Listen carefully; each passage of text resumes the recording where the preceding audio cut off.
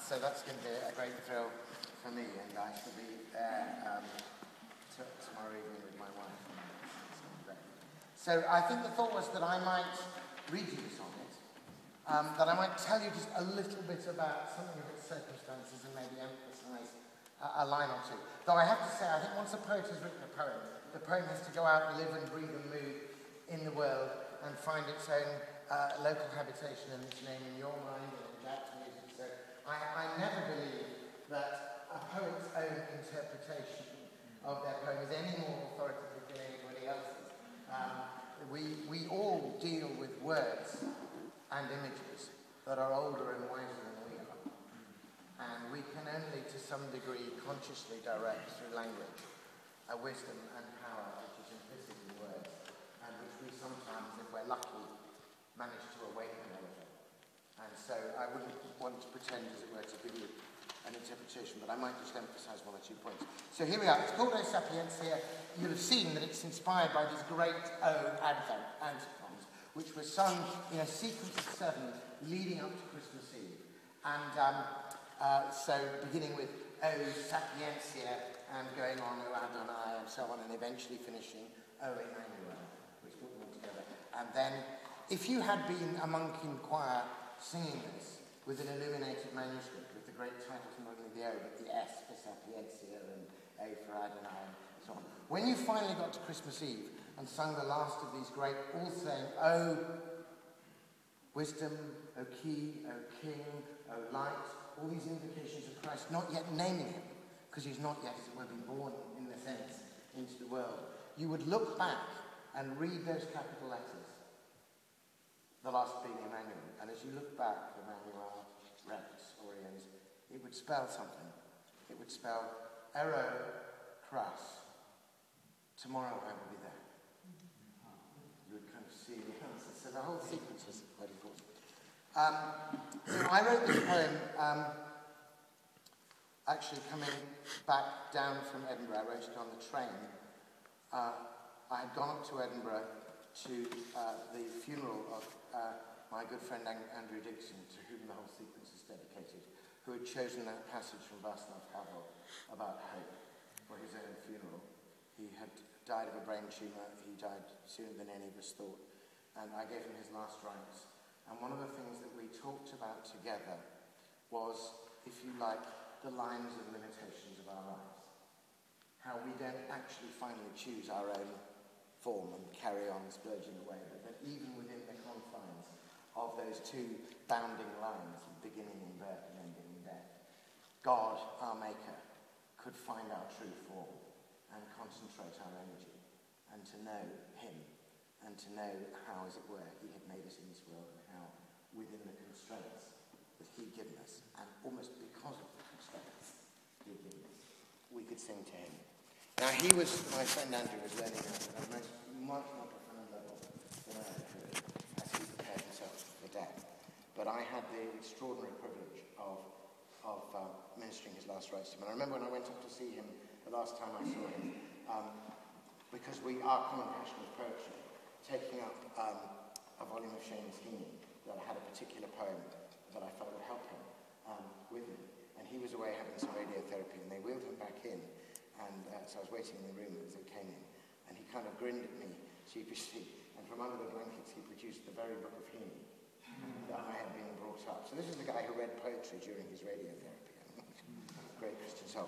So on the train down, I knew I wanted to begin this sequence of sonnets, and I wanted to dedicate it to him. I wasn't even thinking about the date. I just wrote the poem O Sapientia, and it came together on the train. And as I train drew it in to Peterborough, so I could transfer to Cambridge, I got out my Cambridge University diary to just work out what I was supposed to be doing next. And printed on the day that I wrote the poem were the words O Sapientia, because that was the day that was set for that antiphon. So I had a very strong sense of things coming together. Let me read you the poem. O Sapientia, I cannot think unless I have been thought, nor can I speak unless I have been spoken. I cannot teach except as I am taught, or break the bread except as I am broken. O mind behind the mind,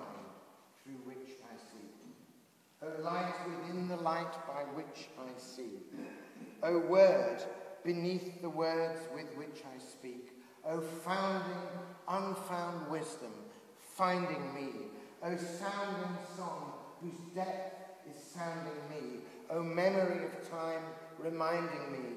My ground of being, always grounding me. My maker's bounding line, defining me. Come, hidden wisdom. Come with all you bring. Come to me now, disguised as everything. So that's that poem. And although it talks about the boundaries and the limitations, it was meant to be, and I hope is, the beginning of a sequence that is ultimately hopeful. That is about, and a lot of that turns on the word bounding. I think bounding line is a really key thing. And it's a word which is used by William Blake to describe the first line that he drew when he was setting out his poems and the images that went with them for the Songs of Innocence and Experience. He engraved them on metal in order to print them. So you couldn't mess with that line. And then once you'd done the bounding line, that was it. You know, there's no going over or going back. But he chose the word bounding because it was paradoxical.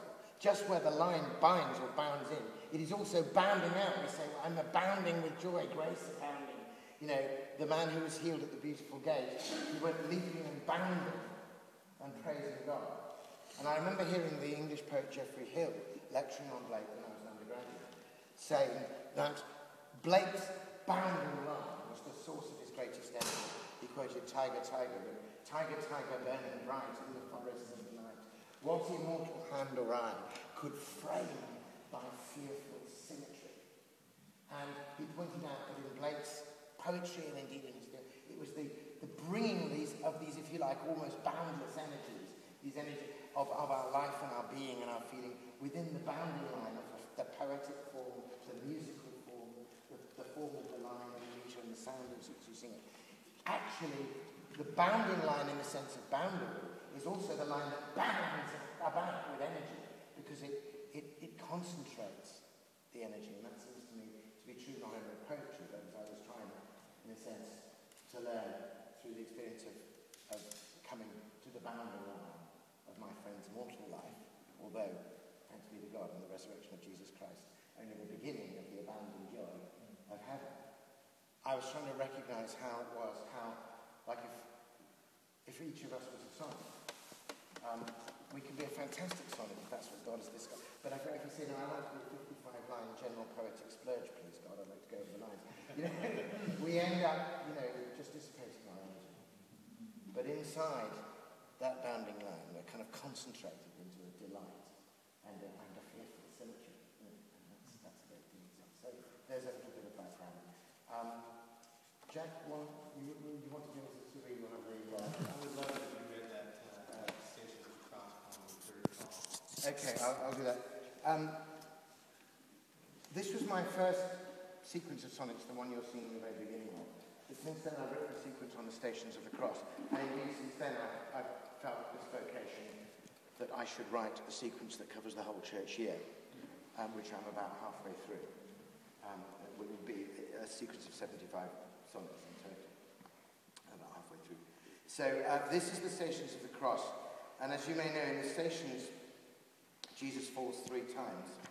And it's quite a challenge as a poet. You come to each one, what does it mean, these kind of repetitions and difficulties.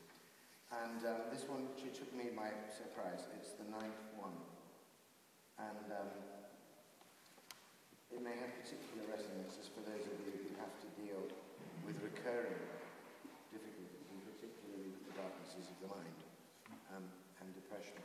So this is the 3rd fall. He weeps with you, and with you he will stay, when all your staying power has run out. You can't go on. You go on anyway. He stumbles just beside you, when the doubt that always haunts you cuts you down at last and takes away the hope that drove you on. This is the 3rd fall, and it hurts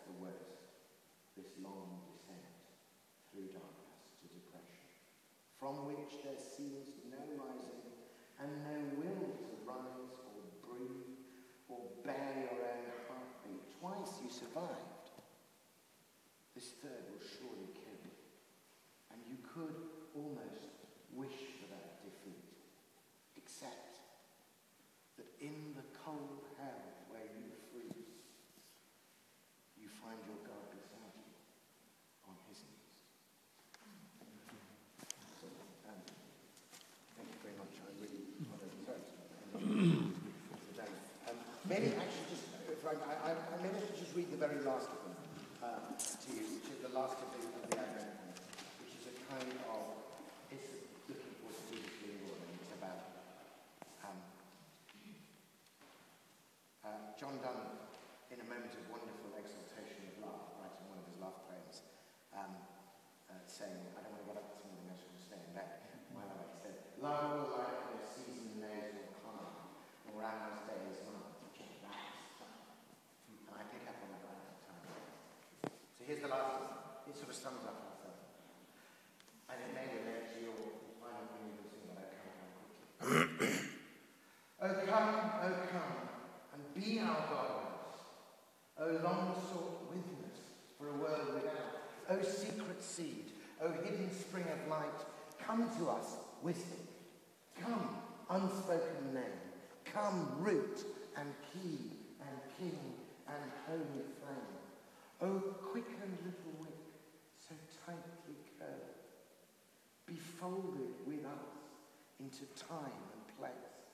Unfold for us the mystery of grace and make a womb of all this wounded world. O heart of heaven, beating in the earth, O tiny hope within our hopelessness, come to be born, to bear us to our birth, to touch a dying world with new made hands, and make these rags of time our slogan bands. Thank you so much.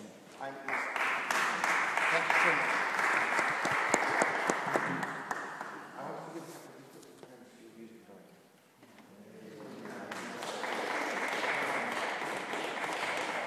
Do I have my bag here? So it's just minutes. Okay. I'm not going to spoil the wonderful moments of pride I'm going to get when I hear this finally by saying a little bit of rehearsal, tempted as I am. I don't want to cramp your style, but I'm really, really looking forward to tomorrow night. So thank you.